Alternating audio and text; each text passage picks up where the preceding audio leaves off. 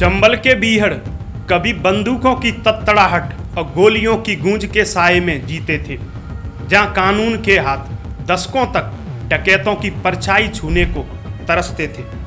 आज उसी चंबल का एक खूंखार अध्याय हमेशा के लिए बंद हो गया, लेकिन कहानी उसके अंत की नहीं बल्कि उस सिस्टम की है जो अपराधियों को सुधारने का दम भरता है और खुद सलाखों के पीछे दम तोड़ देता है। सवाल बहुत सीधा है कि जो जगन गुर्जर खुली हवा में बीड़ों के बीच तीन राज्यों की पुलिस के लिए 30 साल तक नाकामी का दूसरा नाम बना रहा, उसे हाई सिक्योरिटी जेल के बंद कमरों में एक तौलिए से दबाकर मार दिया गया।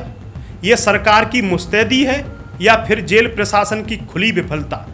कहा जाता है कि ढलती उम्र और वक्त के तकाजे को देखते हुए जगन गुर्जर ने अब आपराधिक मामलों से दूरी बना ली थी। वह बंदूक छोड़ मुख्य धारा में लौट रहा था, लेकिन हमारे देश के सिस्टम की त्रासदी देखिए कि यहाँ कभी कभी किसी का सज्जन बनने की कोशिश करना भी गुनाह हो जाता है। जब जगन खुली हवा में था तब किसी में हिम्मत नहीं थी कि उससे उलझ सके, लेकिन आज जब वह खुद को सुधारना चाह रहा था, जब वह कानून की कस्टडी में था, ठीक उसी समय उसकी पीठ पीछे यह कायराना हत्या कर दी गई। जगन के परिवार का साफ कहना है, सुनिए।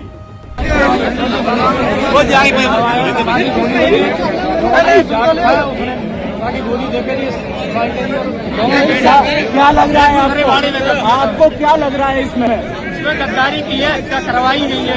अपने में सामने में ही वाड़े में आपको कितने देर पहले मेरे से अलग किया है।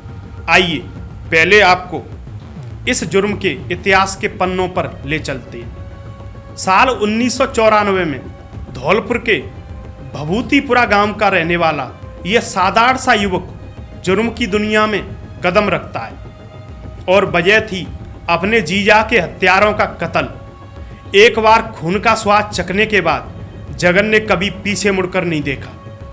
उसने अपनी पत्नी और भाइयों के साथ मिलकर एक ऐसी खूंखार गैंग बनाई जिसने चंबल की रातों की नींद उड़ा दी। राजस्थान, मध्य प्रदेश और उत्तर प्रदेश, इन 3 राज्यों की सीमाएं जगन के खौफ की गवाह बनी और हत्या, अपहरण, फिरौती, लूट और डकैती जैसे 100 से ज़्यादा गंभीर संगीन मामले इस शख्स के नाम पर दर्ज हो गए। चंबल में आतंक का पर्याय बना यह डकैत जब तक खुली वादियों में था तब तक अपनी शर्तों पर जी रहा था, लेकिन जैसे ही वह सुधरने की राह पर आया और कानून के शिकंजे में गया, उसकी नीयत को साजिश के तहत बदल दिया गया।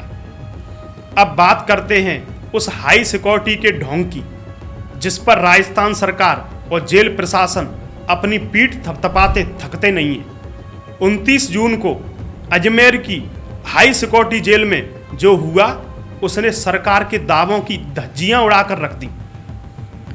बैरक के भीतर एक और हार्डकोर अपराधी और भरतपुर के बहुत चर्चित कुलदीप जगीना हत्याकांड का मुख्य आरोपी विष्णु बंद था।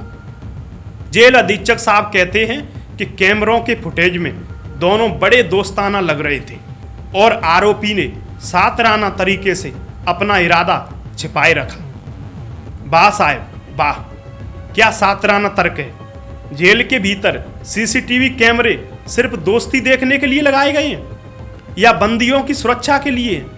अगर सुरक्षा मल्टीलेयर थी तो एक कैदी दूसरे का तौलिए से गला घोंट देता है और आपकी आधुनिक मशीनें सोती रह जाती हैं। जेल प्रशासन का यह फेलियर चीख चीख कर कह रहा है कि जहां परिंदा भी पर नहीं मार सकता, वहां एक तौलिया मौत का सामान बन जाता है। क्या यह जेल के भीतर चल रही किसी गहरी रंजिश और मिली भगत की तरफ इशारा नहीं करता? इस हत्या के बाद जो हुआ, उसने प्रशासन के हाथ पांव फुला दिए। जगन के परिजन अजमेर के JLN अस्पताल की मोर्चुरी के बाहर मंगलवार सुबह 7 बजे से पूरे 12 घंटे तक कड़े धरने पर बैठे रहे। आखिर में जब सरकार और प्रशासन के घुटने टेके और 5 सूत्रीय लिखित समझौता किया, तब जाकर देर शाम को पोस्टमार्टम हो सका और सब परिजनों को सौंपा गया। समझौते की शर्तें खुद सरकार की विफलता की गवाही देती हैं, जिसके तहत मृतक के बेटे को सुरक्षा गार्ड देना पड़ रहा है। जगन के भाई पप्पू गुर्जर को दूसरी जेल में शिफ्ट करने का लिखित वादा करना पड़ रहा है और धौलपुर के बाड़ी थानाधिकारी के खिलाफ भी जांच बिठानी पड़ रही है। बुधवार सुबह जब जगन का शव उसके पैतृक गांव भभूतिपुरा पहुंचा तो नज़ारा देखने लायक था। पूरा गांव पुलिस छावनी में तब्दील हो चुका था। 9 थानों की police, SSP Shravan Kumar, CO Mahendra Kumar और अजमेर धौलपुर एसटीएफ के 100 से ज़्यादा जवान चप्पे चप्पे पर मुस्तैद थे। जेल में बंद जगन के 3 भाइयों पान सिंह, लाल सिंह और पप्पू सिंह भारी सुरक्षा के बीच महज कुछ मिनटों के लिए सिर्फ अंतिम दर्शन कराने शमशान घाट लाए गए और तुरंत वापस जेल ले जाया गया। इसके बाद बेटे आसाराम ने मुखाग्नि दी। जगन गुर्जर का अंत हो चुका है। चंबल के इतिहास का एक खूंखार पन्ना हमेशा के लिए बंद हो गया है, लेकिन जेल की सुरक्षा, कानून व्यवस्था और सरकार की मॉनिटरिंग पर जो काला धब्बा लगा है उसकी जांच अब मजिस्ट्रेट के हाथों में है। आज इस विफलता पर पीड़ित परिवार और आम जनता की तरफ से मैं सरकार के सामने 5 सीधे और तीखे सवाल रखता हूं, जिसका जवाब इस देश के सिस्टम को देना होगा। पहला सवाल, जब जगन गुर्जर खुली हवा में था, बीएड़ों में घूम रहा था, तब किसी दुश्मन या अपराधी की उससे उलझने की हिम्मत क्यों नहीं हुई? आज जब वो ढलती उम्र में अपराध का रास्ता छोड़ मुख्य धारा में लौटना चाह रहा था, तब कानून की कस्टडी में उसकी हत्या क्यों की गई? क्या हमारे सिस्टम में किसी का सुधरना भी एक गुनाह है? दूसरा सवाल, अजमेर की जिस जेल को हाई सिक्योरिटी जेल कहा जाता है, जहां परिंदा भी पर नहीं मार सकता, वहां एक कैदी दूसरे कैदी की बैरक में तौलिया लेकर घुस जाता है और गला दबाकर मर्डर कर देता है।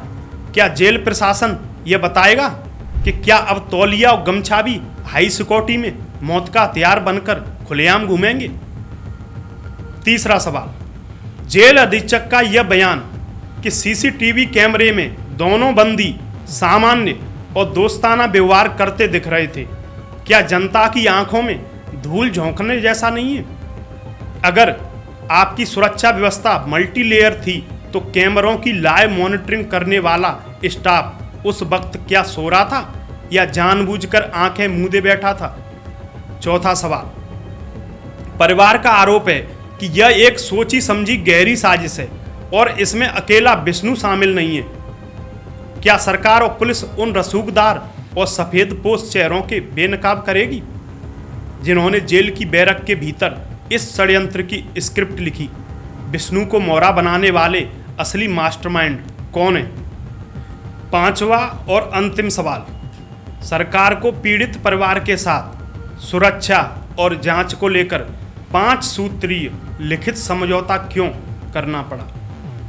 बेटे को सुरक्षा गार्ड देना और बाड़ी थानाधिकारी के खिलाफ जांच बिठाना क्या खुद इस बात का प्रमाण नहीं है कि स्थानीय स्तर से लेकर जेल प्रशासन तक पूरी सरकारी अमला इस मामले में पूरी तरह फैल रहा है? देखना यह है कि क्या इस विफलता के असली चेहरों पर कभी गाज गिरेगी या फिर हाई सिक्योरिटी जेलों में लो सिक्योरिटी का ये जानलेवा और साजिशी खेल यूं ही चलता रहेगा। नमस्कार।